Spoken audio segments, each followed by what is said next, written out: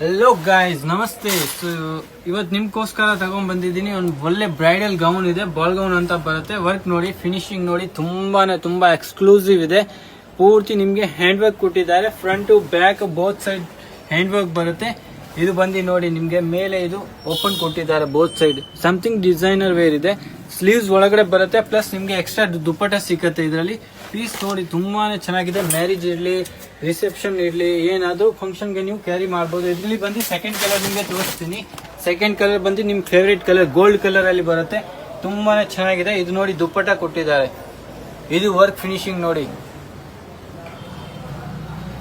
ತುಂಬಾನೇ ಡಿಫ್ರೆಂಟ್ ಇದೆ.